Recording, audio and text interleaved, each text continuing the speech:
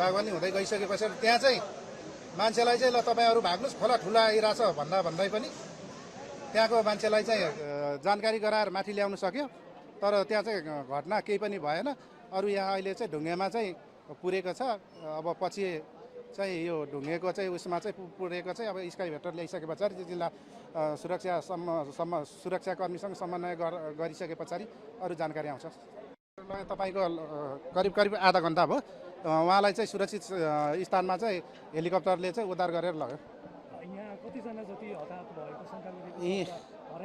तपाईँको यहाँ चाहिँ एकैचोटि बाढी भनेको एकैचोटि आयो, कति क्षति छ भन्ने त्यो अनुगम गरेको छैन, त्यो पछि आउला जानकारी। मेरो नाम स्वयं कृष्ण राज भण्डारी हो। मेरो घर चाहिँ विदुर नगरपालिका वार्ड नम्बर 1 ढुङ्गे हो र आजको बिहान म 9 बजे खाना खाएर 9 बजे निक्लिने बेलामा मेरो जेठानले चाहिँ स्यापुर रसुवागढी स्यापुर बेसीको बजार सबै बगाएर लिएर आएको छ, तपाईँहरू सुरक्षित हुनुहोस्, कहाँ हुनुहुन्छ भनेर मलाई भन्नुभएको थियो। भनेको तपाईँको 10-15-20 मिनटमा मेरो पसल ढुङ्गी बजारमा हार्डवेयर मनकामना हार्डवेयर पसल थियो र मेरो त्रिशुली बजारमा एउटा घर थियो।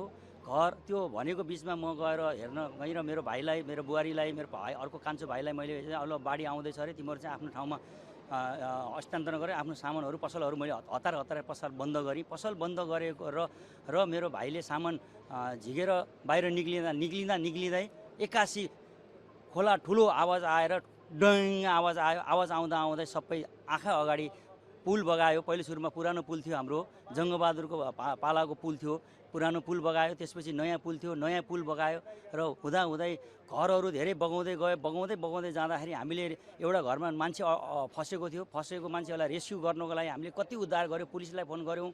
त्यसपछि कतिलाई फोन गर्दाखेरि सबै टेलिफोनहरू बिजी भएको कारणले गर्दाखेरि हामीले बल्ल उद्धार गरेर पछि उद्धार गरिसकेपछि नेपाल सशस्त्र प्रहरी नेपाल प्रहरीहरू आएर चाहिँ हामीले उद्धार गरेर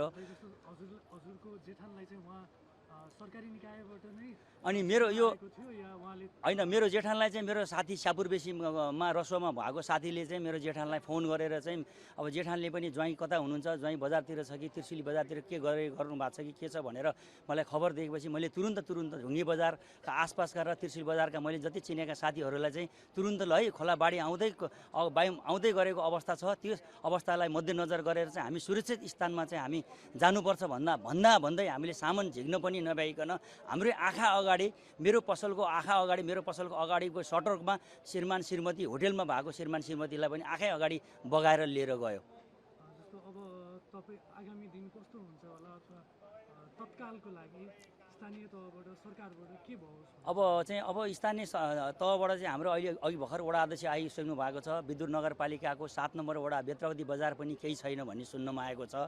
देवीघाट बजारको आसपासमा रहेको केही बजारहरू सबै बगाएर लिएर गएको भन्न सुन्नमा आएको छ। र स्थानीय सरकारले चाहिँ के भएको छ, जोखिममा पूर्ण रहेका मान्छेहरूलाई घरबास कपास नभएका मान्छेहरूलाई चाहिँ नगरपालिकाले अहिले तत्कालको लागि रेस्क्यु गरेर खानी बस्ने र बासको व्यवस्था गर्ने भन्ने वडा अध्यक्षले हाम्रो कुरा गर्नुभएको सुन्नमा आएको छौँ।